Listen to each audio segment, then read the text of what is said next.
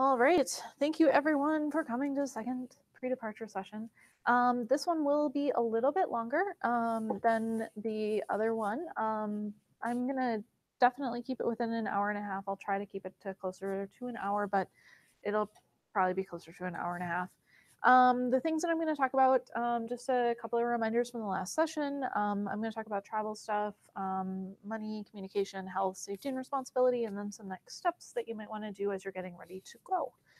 So to jump back in here, I guess permits were already issued. And so just a reminder to register when your registration window opens up. If you have any questions, please let me know. I did double check. I put this in the email, but I did double check. The email that was sent out about the 13 credit tuition cap really wasn't very clear on this particular topic. But 12 credits is still the number for full-time status as far as academics and financial aid purposes go. It's just that it only costs $50 more basically now to take 13 credits as opposed to 12 credits. So it's just a slight difference in the cost because they're trying to encourage people to take 15 credits. So for this purpose, please still register for 12 credits for a semester. And during the summer, register for the actual number of credits that you're taking abroad. Any questions on that? Okay. So jumping into the travel planning thing, some of you may have purchased a ticket, but I think probably most people have not yet. One of the big questions I know people wonder is when should I purchase my airline ticket? There isn't one exact, this is the perfect date to purchase your airline ticket. But there has been research on this about, generally when the price tends to be the best. And they found that around 60 days in advance tends to be kind of the sweet spot for that. It does depend a little bit on what season you're purchasing for and some things like that. But if you purchase an airline ticket more than 90 days in advance, as a very general rule, it does tend to be a little bit more expensive just because the airlines know that you really want to be going during that particular time, and so they can charge you a little bit more. And then once it starts getting a little bit closer to the time that you're going to be traveling, then the prices start to drop with that 60-day window being kind of the low point. But anywhere in the 90 to 30 days in advance is probably going to be where the lower prices are going to be. Once you get into 30 days in advance, 14 days in advance, 7 days in advance, and smaller, the prices start to go up noticeably. So you definitely want to be purchasing more than 30 days in advance, I would say.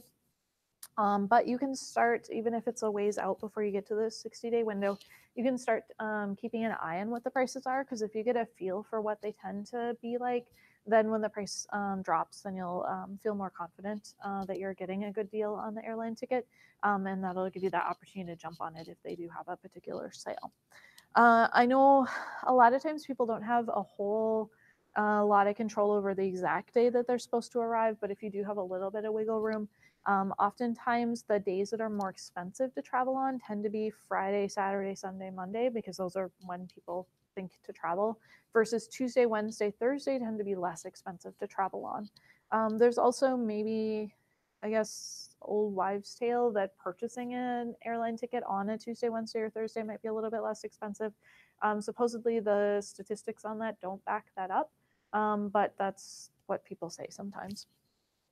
Another thing that comes up for people, especially if you're going to be going for a longer period of time, so if you're going for a whole year-long program, it's possible that you may not even be able to purchase your return flight at this point, because often the airline tickets are only available 12 months in advance, or sometimes only 9 months in advance.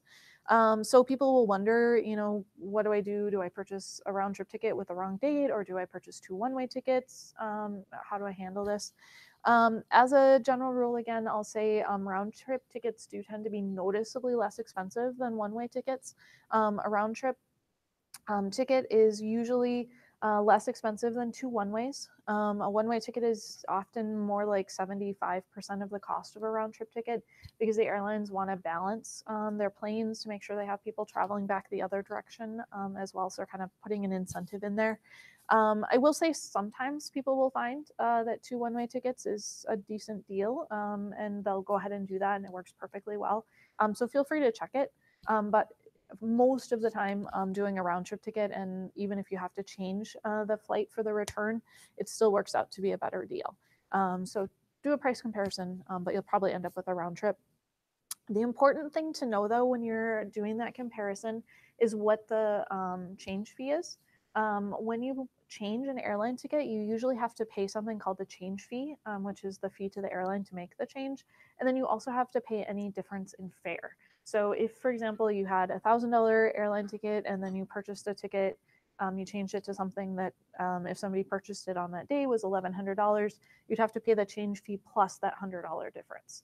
And for international airline tickets, a change fee can be pretty expensive. It's pretty common for it to be $250 or $350. So if you're going to be doing that comparison of one to the other, make sure that you know that and take that into account when you're comparing those different options.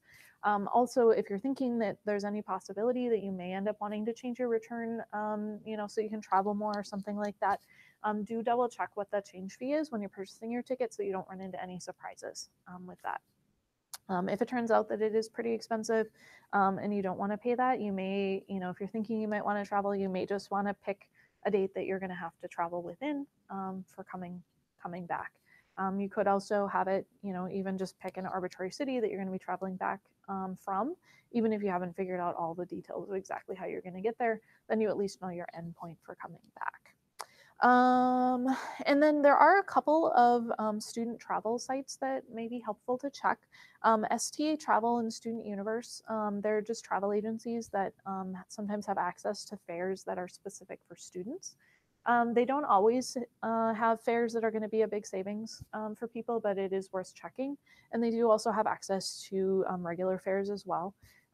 It's also helpful to take a look at some of kind of the aggregating websites. So like Kayak, Google Flights are really good for searching. If you do end up looking at purchasing a ticket through one of the student travel discount sites, make sure you understand the terms and conditions for the ticket, especially with the change fee again. Sometimes they'll have better terms on that, where you might have a lower change fee. I've seen them where they'll have a change fee of only like $30 to change it, which makes it a lot easier to have a major change. But I've also seen student discount tickets where it's so inexpensive for the flight that they literally can't be changed. So if you think you might want to change your airline ticket, you can actually just ask them, or you can look at the terms and conditions of the ticket before you purchase it to make sure that you understand what that is. And then we also do have on our website, we have a travel resources page that you can go to, and it has a lot of links to things like STA, a lot of different kind of smaller airlines in different places, cell phone providers, hostelworld.com, all of those different types of things. So it's worth checking out just to see some of the resources that might be useful for when you're traveling. And then as you're getting ready to go, of course, packing is going to be an important part. One thing to kind of keep an eye on as you're getting ready is going to be the limits that you have with your airline ticket for how much you can bring. Most of the time for international tickets, they do allow one checked bag and then one carry-on bag and one personal item in the cost of the ticket. They are starting to some of the airlines to have these like even more basic economy fares that may not have that checked suitcase included. So keep an eye out for that. But most of the time, international still do have a checked suitcase. With the checked suitcase, they will give you a weight restriction on it, which most commonly is 50 pounds these days. And they'll also give you a measurement restriction for how big your suitcase can be. Those are usually measured in linear inches, where they'll say something like 60 linear inches. And that is measured by one measurement of the height, one measurement of the width, and one measurement of the depth of your suitcase. So, most commonly you can take like a 25 or 27 inch suitcase. Just keep in mind that the bigger your suitcase, the more stuff you can pack in it, right? But it's also going to be more heavy if you pack a lot more stuff in it. So you might start to run into issues with the weight restriction if you put too much stuff in a really big suitcase.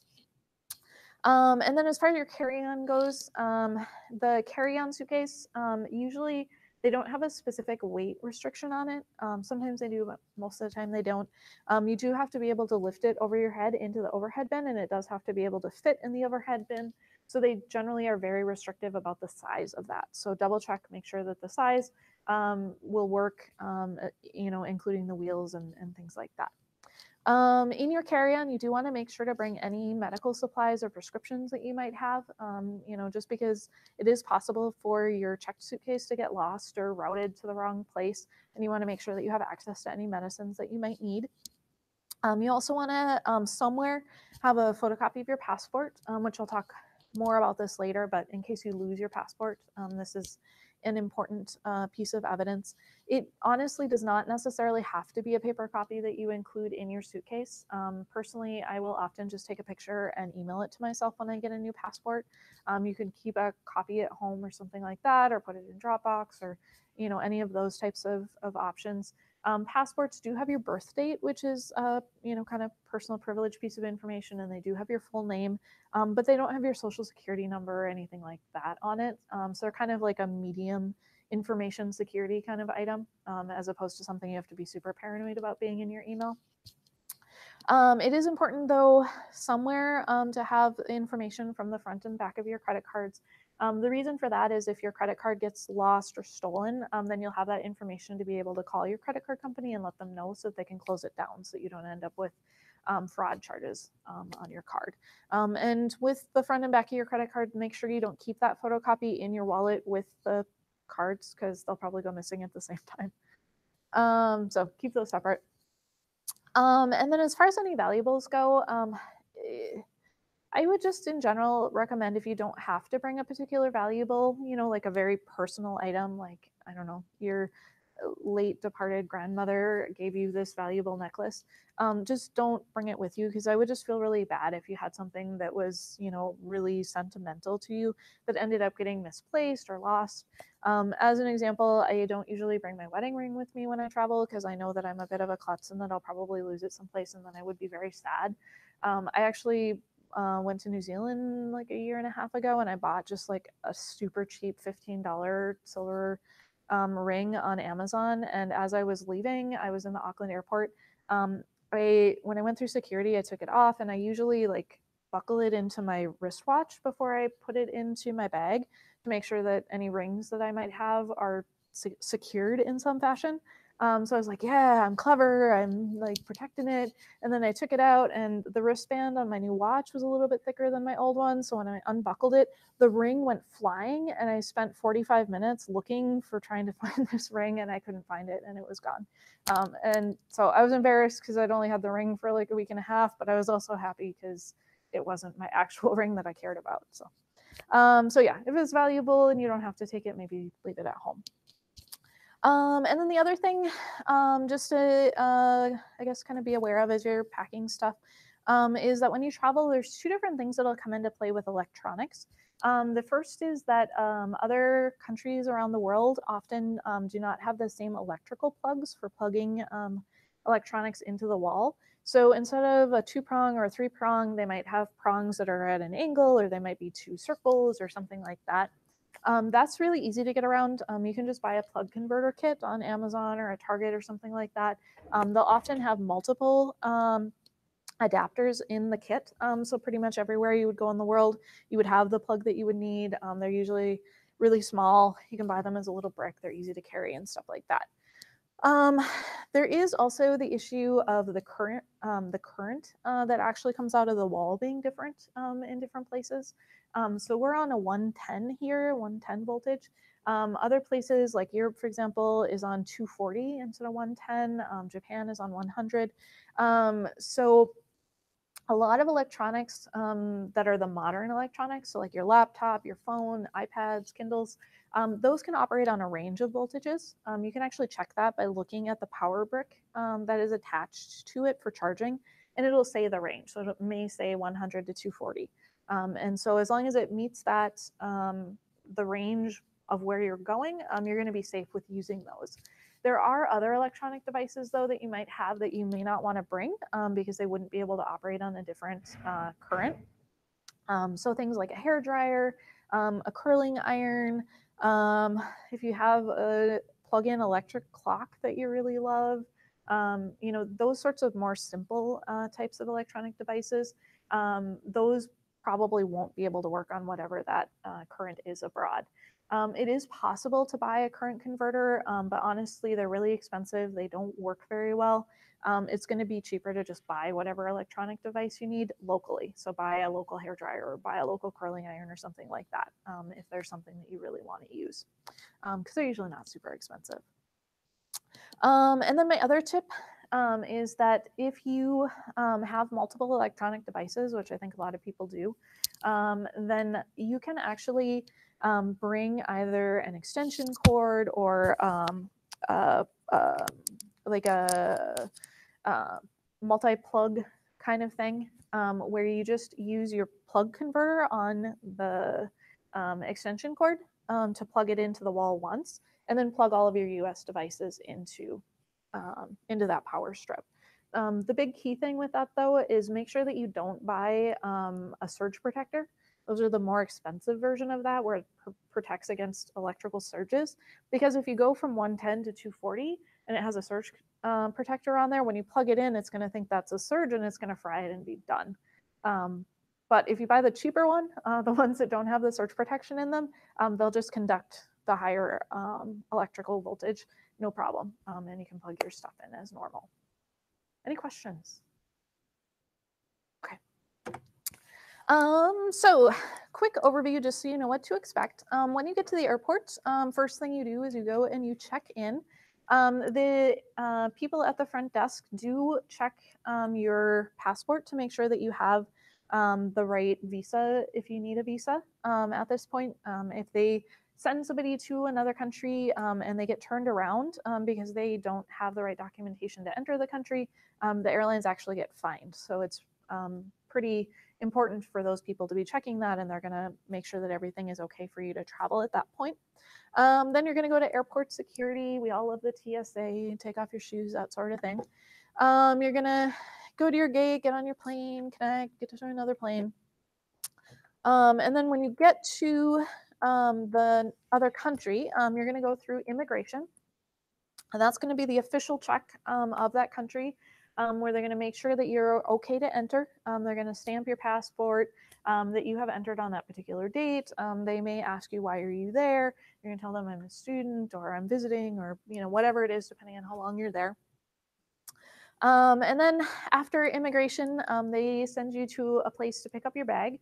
So just the regular baggage carousel stuff. You take your bag, you go to an area that's called customs, where they're going to ask you to declare any major things that you're bringing in. You probably won't really have a lot, if anything, to declare because you're not bringing in, $15,000 worth of commercial samples to give out, right? You're just traveling like a normal person. But you have to go through that. They also might ask things like, have you been to a farm recently or something like that? Because you might have dirt on your shoes that have insects or something. But pretty basic stuff. And then depending on if you're in your final destination or not, if you are where you're going to, at that point, you'll just leave the airport. You'll meet your people picking you up and you'll head out. If you're not, if you're still continuing on to another country, you usually get fed into a spot where you can just throw your bag onto another conveyor belt and it gets put back on your next flight. In other countries, usually you're still in a secure area at that point, so you can just head right to your gate. In the US, we're a little bit more finicky on that front, though. So usually once you've rechecked your bag, you actually have to go through security a second time. And then it's just the same, going through the process. As far as airport security goes, it's really important to make sure when you're in the airport, you don't leave your suitcase or any of your bags anywhere. This is part of the reason why it is helpful to bring less stuff if you can, because it is a lot of stuff to move around and to handle. If you're traveling with someone else, of course, you can kind of watch each other's stuff as you run to the bathroom. But otherwise, if you're traveling by yourself, you're going to have to kind of maneuver it and take care of it. Of course, if anyone asks you to carry some unknown package through your suitcase, don't do that. It's probably drugs or something that you really don't want to be caught with, some sort of terrible contraband. So say no. I mean, you're not going to get asked, but I just got to say that. And then, of course, if the TSA asks you, has anyone asked you to pack anything in your bag, you want to be able to say, no, I didn't accept a suspicious package. Everything is things that I have packed myself. Okay, 311. Anyone experienced the 311 liquids special treatment? Run into this yet? Yeah, it's kind of a mnemonic thing. So the 3 stands for 3.4 ounce, so it's the bottle size. So you ever see those little travel bottles? That's what it's talking about. It's actually technically, I think, 100 milliliters, but in in our imperial system, it's 3.4 ounces. And then the 1 and the 1 are one baggie that is 1 quart size. So it's basically like sandwich bag size. So for your carry-on suitcase, your carry-on and your personal item, you are limited in the amount of liquids that you can bring onto the airplane. As far as your checked suitcase goes, you can bring as much liquid as you want. You could just put a bag inside your suitcase that is nothing but liquid, and it would probably be messy and way too heavy, but you could do that and that would be fine. But as far as what you actually carry onto the airplane, you are limited. And the limitation is the 311. So all of your liquids have to be in 3.4 ounce bottles or less, and then they all have to fit into that baggie. And it's liquids and gels. So if you have shampoo, toothpaste, lip gloss counts,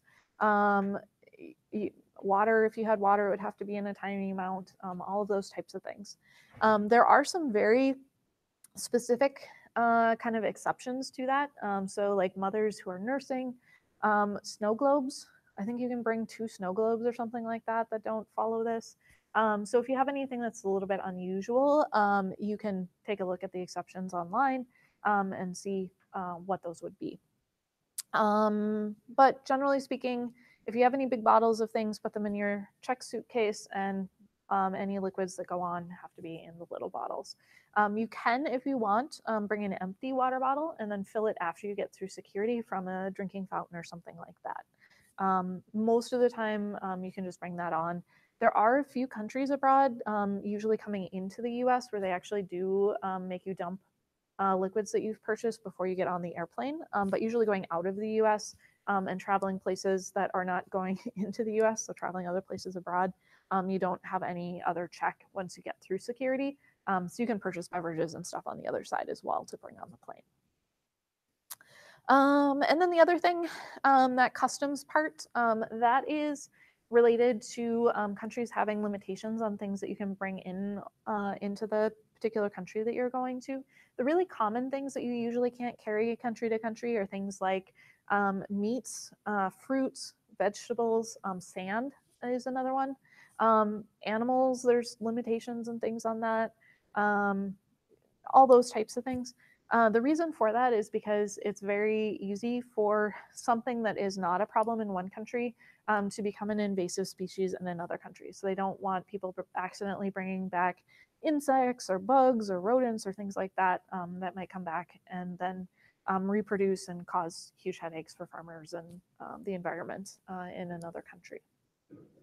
So yeah, so that includes things like if you're on the airplane and you have half a ham sandwich that you haven't finished or an apple you haven't finished, even though it obviously was going to be landing in the country that you're arriving in, you still can't bring that with you. You have to throw that away, leave it on the plane, or there's usually a garbage can before you get through customs for you to throw that stuff. So, any questions? Okay, so one last note on flights. I really encourage you to send a copy of your flight itinerary to whoever it is that's going to be picking you up. Oftentimes that's a requirement, but if it isn't, I still really encourage you to do that. And when you do it, send them the whole itinerary. Don't just send them the arrival time or the information on your last flight that arrives. Send them all of the connections that are going to get you there. The reason for that is if one of your earlier connections has a delay, that can bump you back on all of your flights. So if the person who's going to pick you up gets there, you're not there, then they can go back and check all those flights and see what happened. They can't necessarily see what you were bumped onto, but they can at least see, oh, okay, so that flight that they took, it was delayed by 4 hours. They probably didn't make their connection at that point. And then they know that this is reasonable, that you're going to be coming at some point as opposed to you just, I don't know, wandered off and they're missing you in the airport right now. Um, yeah, and then jet lag. Anybody experienced jet lag before? Anybody want to talk about what jet lag was like? What did it feel like? Do you guys love jet lag? No. It's your favorite thing ever. You just want to be in a state of jet lag all the time.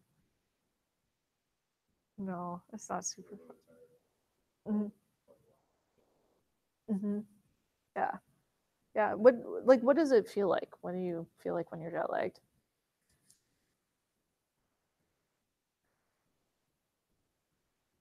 Do you feel super energetic? Uh, yeah, it's kind of so jet lag is just caused by it's kind of like when we have the time change, you spring forward, fall back, and you feel just kind of out of it. Only multiply that times the number of time zones that you're changing, and you can get an idea of what it feels like. Um, the the rule of thumb that I've heard, and some people are better about this than others, is to expect it to take as many days as the number of hours that it has changed. So if you are changing by 7 time zones, it's going to take you a week to really start feeling better from jet lag. Jet lag generally means that you feel extremely tired at some points of the day. You may feel extremely awake at times when you, in theory, should be sleeping. Because if you were at home, it is actually like 6 o'clock in the afternoon, but now in the place that you're in, it's 3 a.m. You're just really out of sync. And the fatigue is a different type of fatigue than you kind of normally get used to. Like here, you're tired, you feel tired, but you can stay up. With jet lag, at a certain point, you're going to be sleeping unless you're like actively like walking somewhere or something like that. Like you're just out. You don't have a whole lot of control. You're just like out now. It of course is not super fun, so often you get kind of grouchy because you're not in the greatest of moods about that. There's a few things. The biggest advice I would say is when you get there, stay up until a reasonable time to go to bed. It is going to be absolutely miserable that first day to make yourself stay up, but do it. I mean, and it might be you go to bed at the 8 o'clock at night or something like that. So it's still earlier than you probably will in the future, but it's at least approximating a regular bedtime. But whatever you do, make sure that you don't, give in and go to bed at 3 o'clock in the afternoon because that's only going to just prolong the jet lag. It's just going to keep causing you to wake up really early and to end up being really tired the next day in the afternoon. Other things that will help you to feel better, if you drink a lot of water, that'll help just to keep you hydrated, help to stave off getting sick. Stretching, so on the airplane, get up periodically. There's little spaces kind of by the bathrooms where you can have a little bit more space to stretch a little bit and stuff like that. There are stretches that you can do in the airplane seat, even though they're very tiny and cramped. But you can put your hands forward and stretch your arms and stuff like that, or stretch your neck and things like that. And that can be really helpful to just kind of keep your body feeling good. And then definitely get outside, get some sunlight. Usually programs are very set up aware of this, where they will have activities the day after you arrive to keep you going and get you active so that you won't succumb to the desire to just fall asleep. But if you do have free time, keep walking, get out there and do things, and that'll really help the jet lag to pass as quickly as possible. Okay, any questions on the travel stuff? All right. So next, money and communication. So the first thing I'll mention is that it is helpful to have a budget. And that's not to say that you have to go out and make like a super complicated budget. But if you have an idea of how much money you have to spend, literally just divide it over the number of weeks or the number of days that you're going to be there. So you can get a rough idea of how much money you can spend during a particular block of time. And then if you start spending more than that, you need to just be aware that that's going to come off of money that you're going to have available to spend later. And sometimes, that's totally a great deal. Like you have an opportunity to go do something and it's just really worth it. knowing that next week you're gonna like have to kind of inch back and maybe not go out to an expensive restaurant, but eat in a few times or something like that.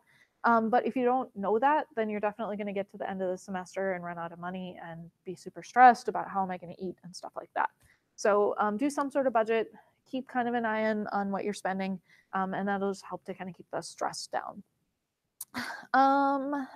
Then the other thing is most of the time when people are traveling, they usually just keep their US bank account and will use some combination of credit card, their ATM card, and then local cash that they get out from the ATM as the easiest method of getting money abroad. With credit cards, those are accepted, I would say, most places around the world. You may want to, check into how much they're accepted in the particular place that you're going to, just so you kind of know what to expect. It is really helpful. Most of the world is on chip cards, so it's really helpful that we've moved to chip cards now here in the US as well. There is a difference though. In the US, we use chip and signature cards. So the signature is the verification part of it. A lot of places around the world, they use a chip and pin, meaning they have a number that they enter. So like if you're at a restaurant or something, they actually bring a little machine to your table, and then people will swipe or dip or whatever, and then they punch in the code for that to verify who they are. You can, most of the time, use a chip and signature card anywhere that you would use a chip and pin card. The only thing that you'll find is that you might get a little bit of surprise from a waiter or something like that when they put the card in and it tells them to print something for you to sign, just because they don't see it as often. But it's usually not a problem for them to do that. You may, on occasion, if, for example, you're going to a train station where they only have automated machines and they don't have windows that you can go to, you may run into machines that can't accept a chip and signature. For those types of situations, that's where it's good to either have cash or have the ability to get cash out as a backup. I would say it's not super common for that to happen, but just to know that that is a possibility and to kind of have that backup in case you need it. ATMs are very common. I really encourage you before you leave the airport to find an ATM in the airport because it's, there's almost always, I would be surprised if there were any international airports that didn't have an international ATM in them. They work really well. You can take out, local currency that you'll have. I encourage you to just take out enough that you can use for, a week or two, just so you have some cash on hand. Sometimes it can take a little bit once you get to a new place to find where the closest, most convenient ATM is. And so if you have a little bit of cash on hand, then you don't have to be stressed about trying to find that because you don't need money immediately. The couple of things to check before you travel with ATM cards, look on the back of your ATM card, and there should be an icon on there for the particular interbank network that your card works with. Usually Cirrus and Plus are the really common ones, and those are accepted very, very commonly around the world.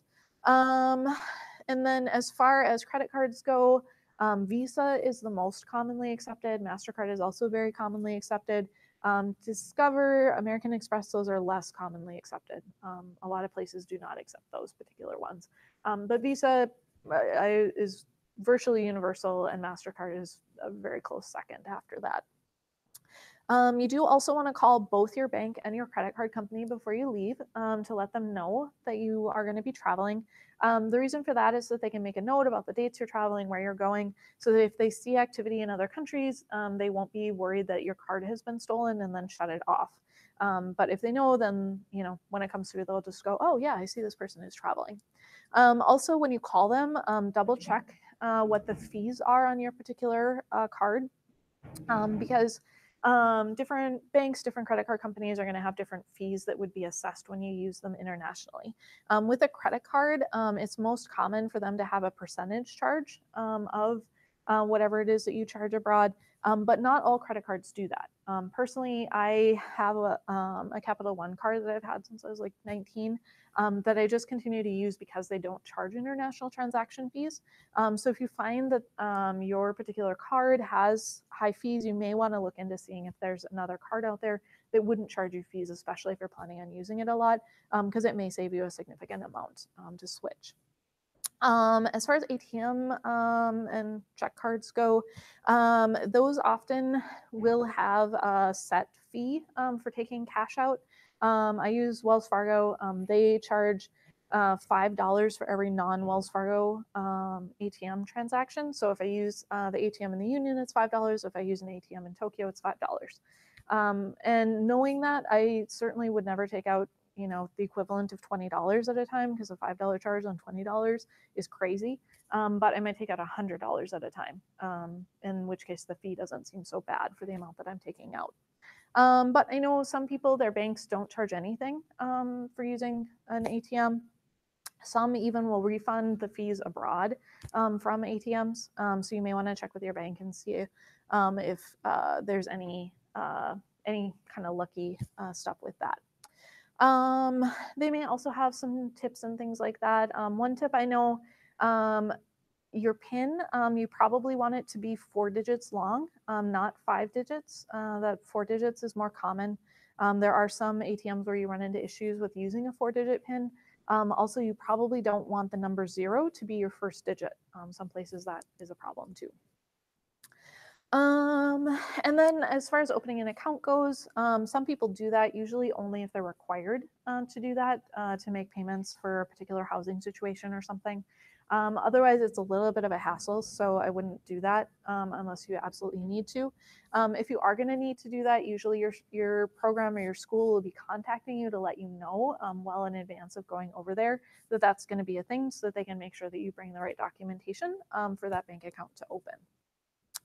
Other things you can think about, a power of attorney is something that you can have signed if you want to give somebody the ability to do financial transactions on your behalf. That's something that sometimes banks will just have a standard form for that. Probably not such a big deal if you're not going to be gone during tax season, but it can be helpful for things like taxes. If you are 80 years old and you still pay for bills with checks, you could sign some checks and leave them with somebody to pay your bills for you. Online banking, though, obviously has gotten so user-friendly and convenient that I think that's the most common thing for people. Another thing that people will do sometimes is they'll actually just put another person on their account, so if you have a parent or a sibling or something like that that you trust, who you want to be able to help with any financial issues that might come up, transferring money and or whatever, you could certainly do that. The only thing to be aware of is that sometimes banks will not allow you to take somebody off an account once they're on there for liability purposes, in which case you would have to close that account and open up a new account, which again, not a big deal unless you have recurring payments that are coming out of your account. So pros and cons there. Okay, any questions on the money stuff? Okay, so communication. I put a bunch of this into the Before You Go guide in the online, so I'm not going to maybe go into quite as much painstaking detail, but if you have any questions, please feel free to contact me. In general, it is possible, of course, to use a phone abroad. There's a few different options for that. You could use a cell phone through your home carrier. You could get a local SIM card, so you'd have a local phone number going through a local phone carrier, or you could just get a local phone. The benefit of using your home phone is that it's relatively straightforward. You sign up for it. The con is that it's usually relatively expensive. The carriers here in the US will be happy to charge you an arm and a leg for phone calls out, sending texts, and things like that.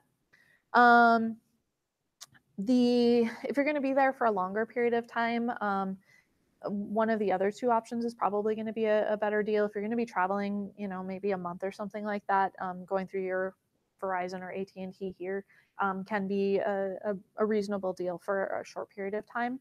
But with the longer one, you may want to look at either switching your phone over or getting a local phone. Switching it over, your phone, a couple of prerequisites.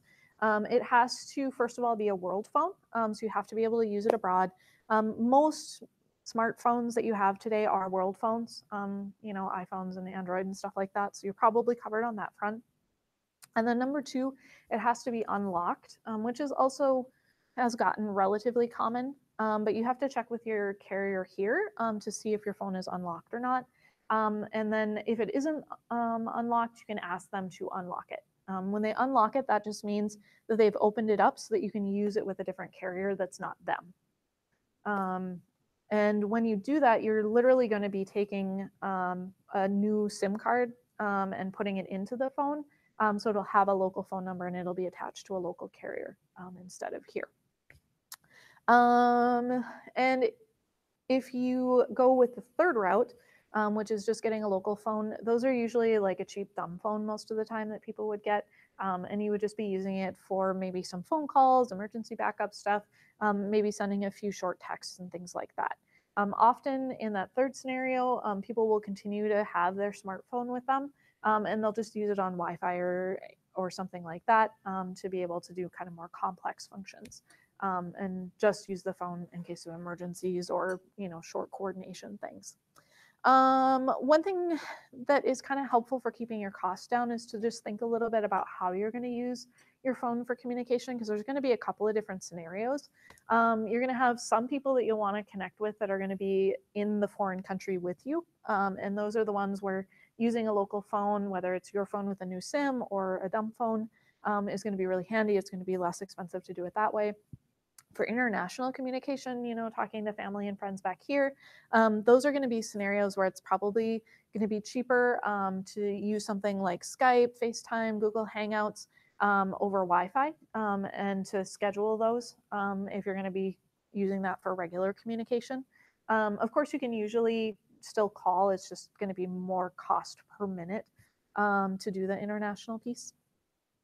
And then, you can use a lot of different kind of messaging systems.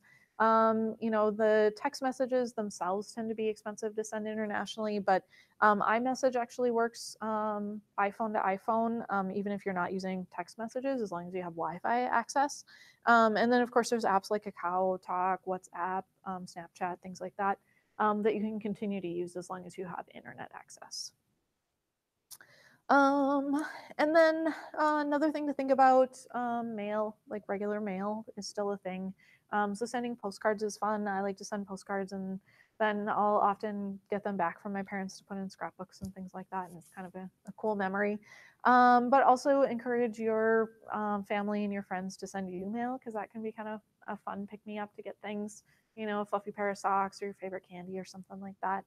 And then email, of course. And you'll find internet cafes, though Wi-Fi has gotten so common. And there are places you'll find that have Wi-Fi really commonly, like McDonald's, Starbucks, often will have free Wi-Fi. Though when I say free Wi-Fi, you should at least go in and like buy a coffee or something, because it's not super polite to just use their Wi-Fi. Did you have a question? Yeah, if you buy a SIM card and you go through mm-hmm.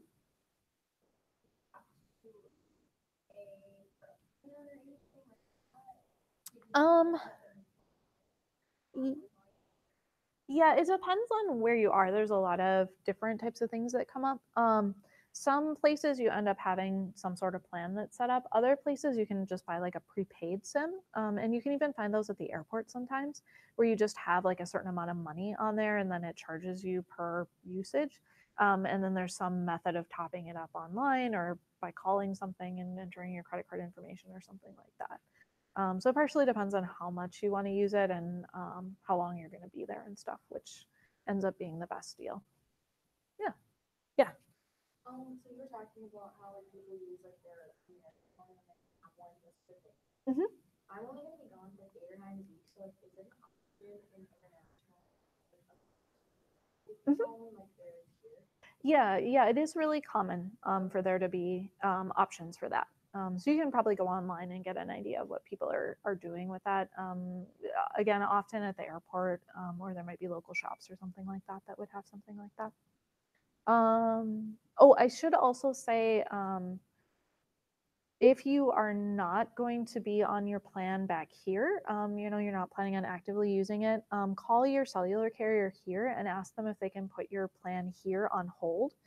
Because oftentimes for a certain period of time, and it might only be like 6 months or something like that, they can actually put it on hold where they won't charge you for your month to month plan here. And they'll still keep your phone number and keep your account active. And then it'll just kick back into working when you get back. So that can be a way to save quite a bit of money if you have an expensive plan here. Any other questions? These are great questions. Okay. And then just kind of blanket statement. I think social media is awesome. I use it myself a lot. So this isn't a pish posh. Social media is bad. But just to remember, it's really easy to kind of get zone out on social media and to kind of focus on that, especially if you're feeling stressed and homesick and stuff like that. It can be a really good pick me up, but do try to limit your social media usage. Just it's harder to really get into the swing of things locally if you're still half your brain is at home and you're not getting out there and kind of experiencing things and getting used to kind of the new normal. So, really kind of give some thought before you travel about how much do you want to be using social media, and then, just kind of keep a little bit of a thought out on how much you are using it while you're abroad. And, recognize if you are starting to use it too much that it can impact, the experience that you've paid a lot of money and, put a lot of time into planning and going and doing. So, yeah. And then the serious note here, I have to just make sure you know that email, you still do have to check it while you're abroad. It's the official means that NDSU communicates with people by. They've gotten better about the email listserv stuff here this year. We're not getting nearly as much junk all the time, but we still do get some. One thing that you could do is if you got a bunch of listservs and things that are coming through, just set up a bunch of filters so that they'll filter them all into like a bulk mail folder, so that the emails that you actually get tend to be more things that are going directly to you. And then just plan out, every couple of days, like maybe I'll check my email on Monday and Friday or something, or at least once a week. That you're going to make sure to go in and just double check that you don't have anything important. It does seem to be about once a semester that there's somebody who missed a step with their loan signing something, where they email in a panic that their loan didn't come in like they expected or something like that has happened, and they had an email that they just missed because they haven't been checking their NDSU email. We also, if there is an emergency that happens in a place abroad, sometimes we will just contact people and check in, just to say, how are you doing, everything okay, how are you feeling. So, watch for that kind of stuff too, if anything happens. And then last big communication thing, it is important, of course, to talk to your parents. This is a good time to communicate with them about what you're doing, why you're doing it, what are you hoping to get out of it. Talk to them about the finances and stuff like that. This is a really great way to show them how wise and mature and in charge of all of this stuff you are. They will be super impressed with how amazing you are. Also, if you're on good terms with them, give them a copy of your travel itinerary so that they kind of know what to expect for when you're traveling. As far as that travel itinerary goes, often parents want you to contact them immediately when you arrive to let them know that you have gotten there safely. What I suggest is that you tell them that you will contact them within 24 hours of having arrived, because sometimes when you get there, you may have more problems than you expect with connecting on Wi-Fi, or for some reason your cell phone doesn't connect to the cellular network there, or you're just tired and you fall asleep. You get to your room and you're planning on doing it and you just completely zonk out. And then your parents, if they thought you were going to contact them immediately when you arrive, assume that you have died in transit somewhere and have a panic attack. Personally, when I got to Japan, it took me like 2.5 days before I contacted my parents. They were saints. They just like, I think, did breathing exercises and, were very like peaceful and zen about it and didn't freak out. I don't know how that happened. But it happens, like even with the best of intentions, stuff comes up, and So if they expect within 24 hours, then they're just going to, you're going to have a little bit more breathing room to get that stuff figured out. And the last thing, this is you guys' experience. This is really an opportunity to grow and to, really become super confident in your own abilities and things like that. I guarantee your parents will probably have a million questions about your plans and your program and all of these types of things. We really encourage you, rather than having your parents contact our office directly, to have them ask you the question and then you ask us. And part of that is because we want you guys to kind of take ownership over the experience and to learn to ask these questions yourselves. And secondly, we just really don't want you to be cut out. You guys are adults. This is your experience. We want you to make sure that you're kind of the person in the center, the person in control of what's going on. Oftentimes, if I get either a phone call or an email from parents, what I will do is I will actually, thank them for contacting me and let them know that I'm going to send the response to you guys. I'll actually put in the email, I'll say, feel free to just forward this email in its entirety to your parents. But that's, again, giving you kind of the locus of control on the topic. And, that gives you the ability to decide the information that you're communicating with your parents as well. So, any questions? Okay. Health. Okay, so before you travel, if you haven't had general checkups in a while, you may want to do that. Just general good health practice stuff. You may need specific immunizations for where you are planning on traveling to. It's usually not something where a particular country requires you to have those immunizations so much as they are a best practice in terms of protecting yourself. Everyone's health situation is a little bit different though, so I can't specifically advise you on, you should have this particular immunization. Instead, what you would want to do is talk to a travel clinic, which are kind of experts in this, or talk to your doctor. And they'll be able to tell you, based on your particular health situation, what is going to be the best thing for you to do. You can get kind of a general idea by going to the CDC, the Centers for Disease Control website. They have a pretty helpful travel section, and it'll tell you these are usually the most common recommendations. And they'll even give you a breakdown of like, okay, if you're going to go to a farm, you probably want these additional things. If you're going to be in cities, these are kind of the minimum standard. And that is really helpful for getting kind of an overview of what it's going to be. But I do still recommend that you talk to a travel clinic just to make sure that there aren't any additional recommendations based on your particular health situation. If you do need immunizations, you probably do want to check into it sooner rather than later, because sometimes with immunizations, they may need more than one shot with a delay between. So don't wait until 2 days before you're going to leave, because you may find that you're not able to get the immunizations at that point anymore. And then you may find in applying for a visa that you need some sort of health exam. I haven't seen that as much lately, but it is possible. And then the State Department does have some information available online as well. Other things, it is helpful to have information about things like your blood type. I don't know my blood type. I probably should, but if you ever needed blood infusion, that's useful information to have. Information on any medications you take, including what the generic name of it is. Oftentimes we have I'm not thinking of the word, but oftentimes we have a specific name for something that's different from the generic name of it.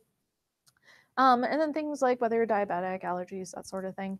You don't necessarily have to tell me this information, but definitely tell your overseas program coordinator, because if there are any emergencies, they're going to be the people that are going to be there and be capable of helping with you being at the hospital or at the doctor. And so if they have this information, then they're going to be able to help you get the best care that you need. And then just a reminder, in your carry-on, you want to make sure to put any prescription drugs that you have or any other medications. You may want to bring an extra pair of glasses or contacts, prescription, that sort of thing, if you need that sort of deal. And then any pre-existing conditions, you'll want to bring some information about what it is that your pre-existing condition is. have some sort of written documentation of that. Just so if you do end up talking to a doctor abroad, if they use different terminology or if there's a different language, barrier stuff that's going on, then you'll have something that'll be helpful for clarifying what it is that your health situation has. Your medications, always leave those in the original containers. Don't put them into like a travel thing that is easier or smaller to carry. The reason for that is because otherwise, when you go through customs, if you have mysterious pills that are unlabeled, they don't know if they're illegal drugs. But if they're in prescription bottles, then it's clear that this is something that you specifically are supposed to have, and it's clear what it is. And then the last thing is that there are some medications in the US that are not legal in other countries. Most commonly, ADHD medications can be illegal in certain countries. So if you do have any medications that you're taking, be sure to double check the foreign embassy's website to see if they have any indication of medications that you're not allowed to bring in the country. And do that again sooner rather than later, because if you do need to make any adjustments or figure out any kind of additional accommodations for bringing it in or permissions or something like that, then you'll have time to be able to do that before you travel. If you are having a hard time finding it on the embassy website, please contact me and I can help you look as well. Okay, any questions? Okay. So safety and responsibility, last big section here. So the first thing I'll mention is there's something out there called the Smart Traveler Enrollment Program. It's a function of the US government. I encourage you to go ahead and register for the STEP program. All it is just letting the US embassy that's in that country know that you happen to be there and how long you're going to be there and what your contact information is. So if there is any emergency or major political upheaval or anything like that, then the US government knows that you're there so that they can step in and help. You should all also be covered by emergency evacuation insurance and things like that, but it is still worthwhile to make sure that the US government knows that you're there because they do have citizen services and they do specifically look out for their citizens abroad when there are major events that happen. Seriously, it takes like 1 minute to do, so I just recommend doing it. The State Department also has they just revamped it. They have a really great system now for travel advisories. So if you go out to their travel advisories website, for every country in the world, they have pretty detailed information about what's going on with the safety situation there and politics and you name it. They also have a ranking in all of these different areas. So most places that you would go would either be in a 1 or a 2, exercise normal precautions or exercise increased caution. There are places that will have, for one reason or another, they might be labeled reconsider travel or do not travel. Do not travel are going to be places like Syria, Iran, North Korea. They're going to be pretty obvious situations. Reconsider travel, those are probably going to be places where they're having just a little bit more upheaval right now or a particular situation going on. And you can still go there, but you really need to be informed before you would go there. You really need to be cautious in that case. Exercise normal precautions, perfectly normal. Exercise increased caution. There's just something going on that's important for you to know about so that you can travel safely. So it might just be like, I don't know, there's more pickpockets that are happening, or there's an election going on, or you might run into protests. Don't stand in the middle of a protest because it could turn dangerous or something like that. So before you travel, take a look at that information and it can be really helpful for traveling safely. Okay, so this is going back to the copy of the passport thing. So the first step, if you lose your passport, is please don't lose your passport.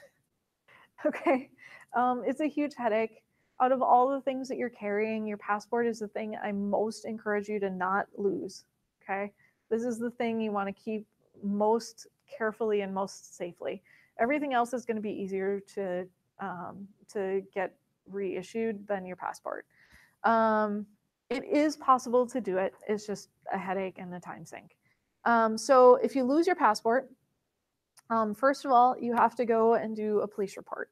So that's probably an afternoon or a full day. in a police station doing this police report. And then once you have done that, you have to go to the US embassy in the country that you're in. So it may not be in the city that you're in, it's usually in the capital. You have to go there and spend a full day going through their process. And it's generally a full day if you have a copy of your old passport to show that you had the citizenship. And it's longer if you don't, because then they have to go through alternate measures to prove that you were a US citizen. You also have to pay a fee of something like $200 to get a replacement passport, which is really annoying. And then the passport that you get is only going to be a limited use. So you're going to have to replace it again once you get back in the US. So you have that whole headache. But before you can leave, you also have to replace your visa. So you're probably going to have to travel to a different place on top of that to get your visa replaced in your new passport. So you've lost at least 3 days probably, just specifically with this, not counting any travel or anything like that. So my tips are be very aware of your passport. My cousin actually traveled all over Europe. He spent like 4 months or something just backpacking Europe. When he got back to the US, he was in line at immigration, set his passport down in his suitcase, looked away, looked back, and it was gone. So it can just happen that quickly. So just make sure that you either have it in your hands, you know, safely there, inside pockets, not in your back pocket. Don't put it in the seat back pocket on the airplane. Don't set it on a shelf in the bathroom. Just really keep it in a secure place. Some places when you're traveling, depending on where you're going, they require you to carry your passport with you so that you can produce it if you know, you're asked by the police or something like that. Other places, it's better to keep it in like a safe or something in a hotel or in a safe place in your dorm room. So just make sure wherever you're traveling, you understand what the best practices are for keeping that safe. Yeah. Mhm. Mhm. Yeah, yeah. Yeah, I mean, you know, that's probably in a host family situation is probably going to be pretty safe in the family there. You know, to keep it in your suitcase or keep it securely in the bottom of a drawer or something like that. You know, of course, just be aware, talk with your program during orientation and ask them what they recommend for that kind of thing. But most of the time, when you're in a specific like this is my home base kind of situation, that's going to be a lot more secure to keep something there as opposed to like if you stay in a hotel, you have cleaning people that come in and out who might not be as trustworthy as like a family that you know. So yeah, good question. Any other questions? Okay.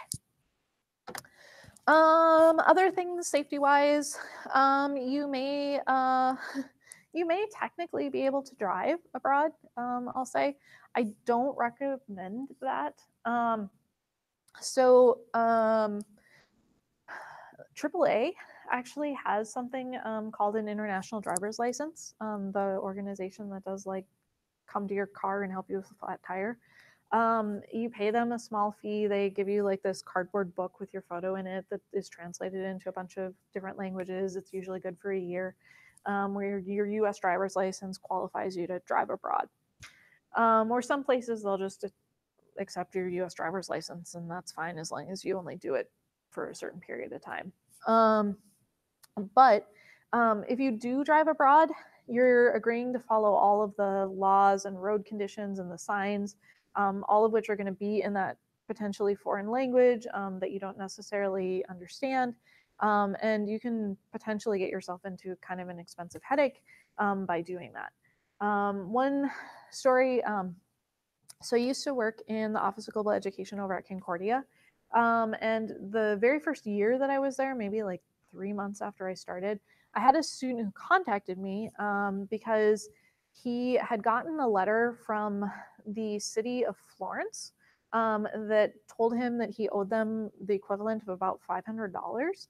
And he was wondering if this was a legitimate charge or not. And so I checked into it.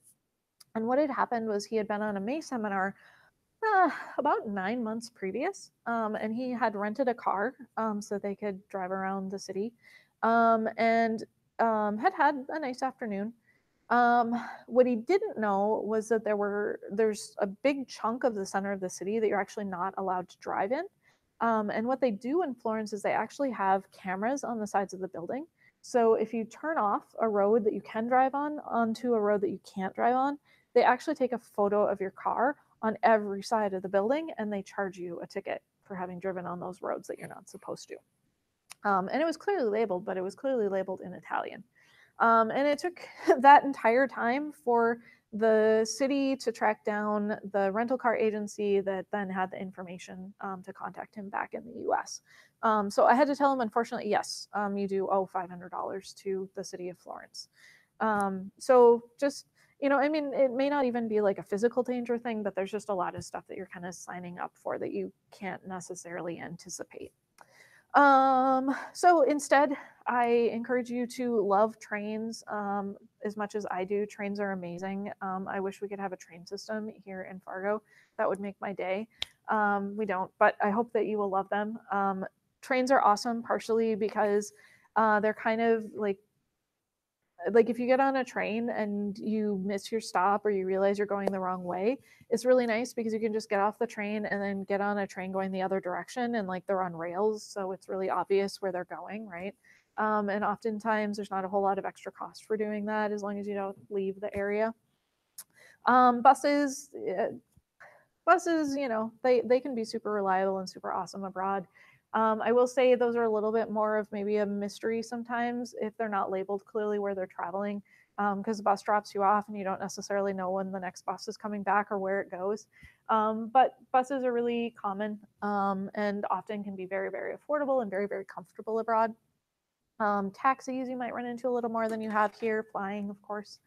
So yeah, you may also find as far as cars and buses and taxis and things like that, that the vehicles drive a lot closer to each other than they do here. We tend to have a lot of space on either side of our vehicles versus they tend to be really close together.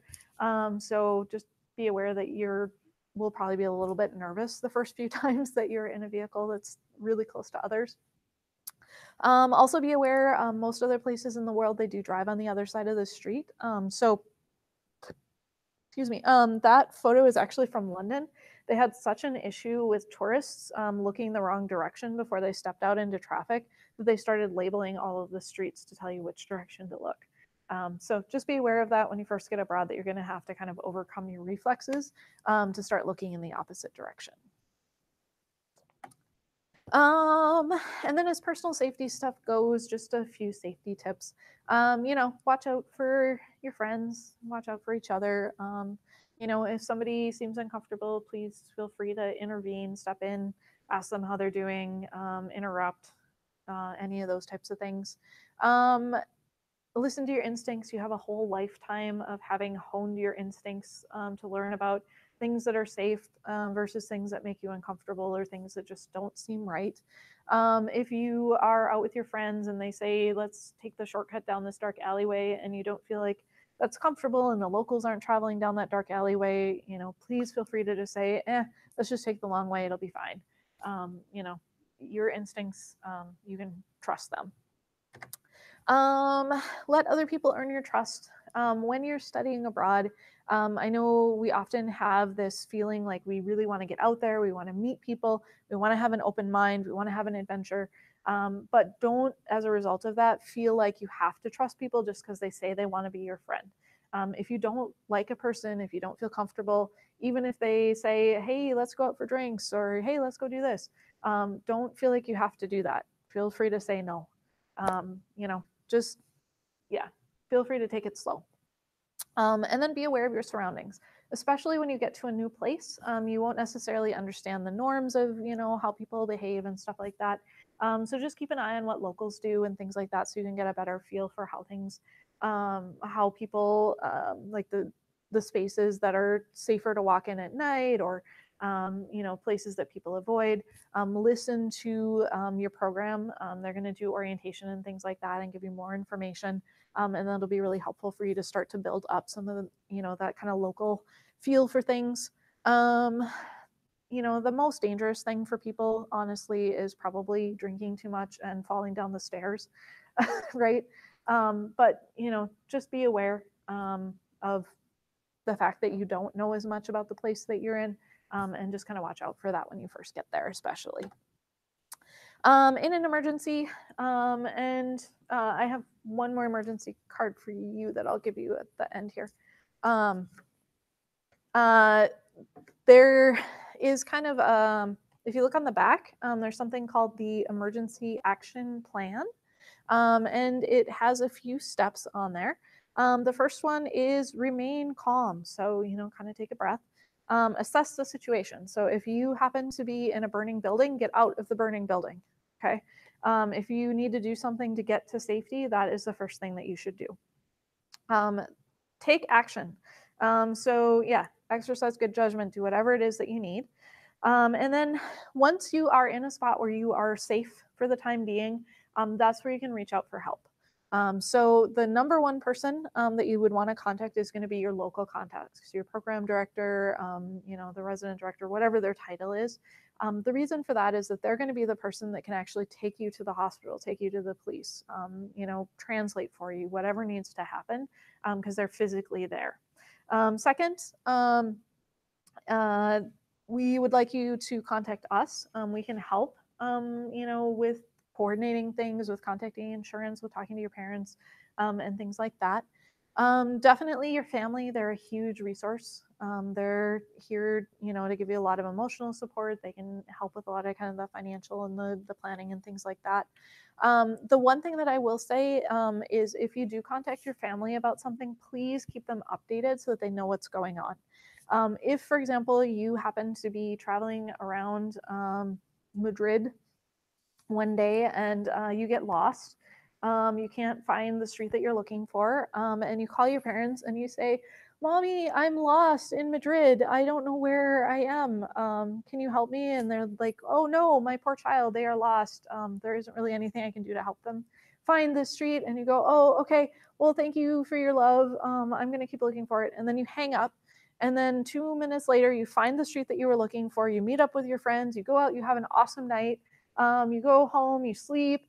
Okay, this entire time, your parents think that you are their darling child and you are lost in an alleyway in the city of Madrid, and they are freaking out. So, if something happens and you call your parents, you tell them you're having an emergency, please keep them updated so that they know what's going on.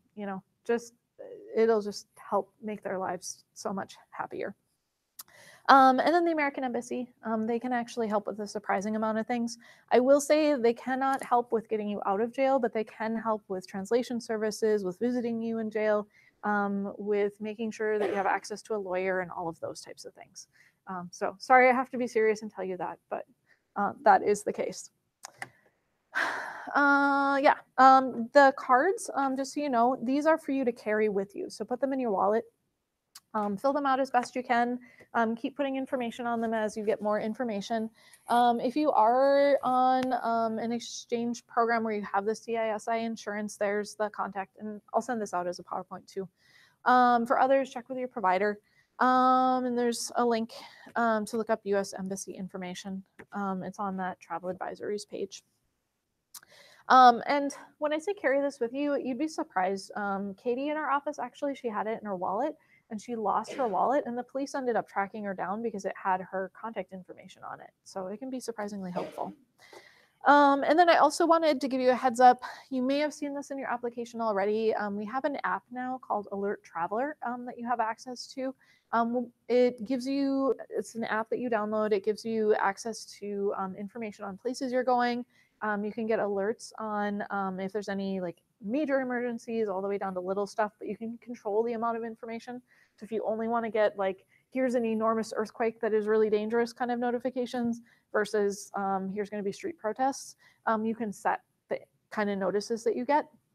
And then we also have the ability to like send you a message if there's a major emergency. We're not going to be like checking in and, making annoying notices all the time or anything like that. Hopefully we'll never contact you.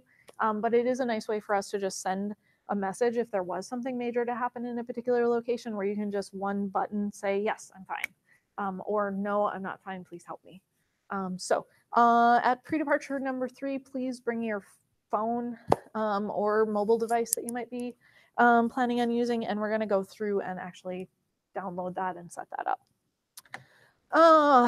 And then last, I have to be serious and give you the talk here. So just a reminder, be responsible. You guys are all adults. You're awesome. You're gonna be super responsible, but just know if you do have any behavioral code stuff that happens abroad, they have to report it to us. We have to report it to Student Life, and then potentially you have headaches both while you're abroad with that and then when you get back. So just avoid that. Don't do anything like that. Drugs, just don't do that.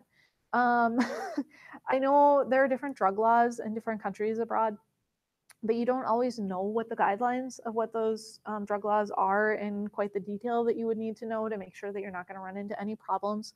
As an example, I heard a story about a student who had, this is at a different university, not NDSU, but a student who had traveled with a group of students, and while they were abroad, they left their group. They had a free day. They went to Amsterdam. They smoked some marijuana.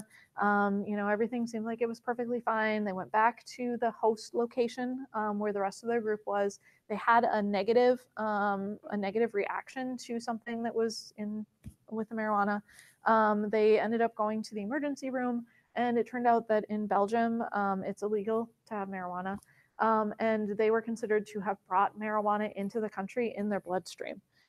So they were treated at the hospital, released, and then a couple of hours later, the police showed up because the hospital had to report them. Luckily, their program leader had put them on an airplane immediately because they had violated the code of conduct.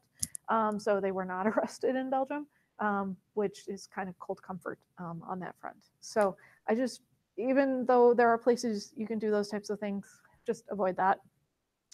Be responsible with sexual behavior. There is information on the CDC website about different concerns in different countries, so that's worth taking a look at. Alcohol, partake responsibly. Know whether you can legally drink based on your age. Know yourself and your limits and things like that. Be aware that sometimes some study abroad students maybe go a little bit overboard. You may want to err more on the side of local behavior as opposed to some excessive behaviors that you may see in some places. And then also just be aware in terms of warning signs. If you notice that you're missing a lot of classes or your grades are starting to kind of decline, if you're missing out on opportunities to go out and participate in cultural things, if you're spending all your money on alcohol, or if you're ending up in unsafe situations or losing time, definitely cut back on alcohol usage. Okay, and then last bit of the pep talk. Just remember that you are a representative of NDSU, also your hometown, the US. You may meet people who have never met somebody else from this area. And so however you behave is the way that they're going to think of people here. So just, be respectful, be responsible, that sort of thing. Okay, so next steps. Here's some things that you may want to research. Cultural differences. You may want to, if you're going to be going someplace with a different language, make sure you know how to ask where the bathroom is, that sort of thing. Take a look. Can you drink the water in places you're going? Are there new foods that you're really excited about? Certain types of transportation you want to use or will be using at the university you're going to. What's your accommodation going to be like? How are you going to do your laundry? How are you going to have internet access? What's the cafeteria situation like? That sort of thing. Also, we do have a resources page for a few different topics. I am a Safe Zone person, so if you have any questions or concerns related to that, please do contact me. And there are different things that you can read, different books, online information. One thing that's maybe not clearly labeled on there that can be helpful is you could go out and take a look for other study abroad students who've traveled to the place that you're going to. And oftentimes they'll have insight into things that they thought were fun or interesting. So that can be fun to read. It's also fun to take a look at Google Maps and do the street view, and you can kind of walk around the place that you're going to be and get a feel for what it's like to be there. And then lastly, we are going to be having the next pre-departure session in 2 weeks. It's at a different time because it's at the time that the class is happening. So it's from 2 to 4:30. I'm going to talk for the first hour from 2 to 3 o'clock about cultural differences, and we'll do the alert traveler thing and stuff like that. Natalie Lear from the Counseling Center is going to come and talk for 2 minutes. And then the rest of it is open for chatting. So if you can only come to part of it, that's perfectly fine. Please just let me know so I kind of know when people are coming. I am inviting returnee students. So I see you guys at tables. So people that are going to a similar area or similar country with returnee students who have been to those different places. So you can ask questions, talk about things, plan things out. We're also going to have some snacks and it'll just be really fun. We also have t-shirts and we have little stuffed bison with NDSU study abroad t-shirts on the bison that we're going to be giving out. So please come. Please RSVP by a week from today so I can make sure to invite returnee students. I'll be sending follow-up emails next week to check in with people. If you RSVP'd yes, I'll send you an email just to say, hey, you said yes. If you can't come, let me know. And if you said no, I'll send you an email and say you said no, but if it's changed or you can come to part of it, let me know and we'll add you to the list. So that's it. Oh, actually, one other thing. If you have a letter to yourself, please feel free to give it to me. If you don't have your letter to yourself yet, it can be about anything. It's going to be secret to you. Bring it to the third pre-departure session. So thank you very much.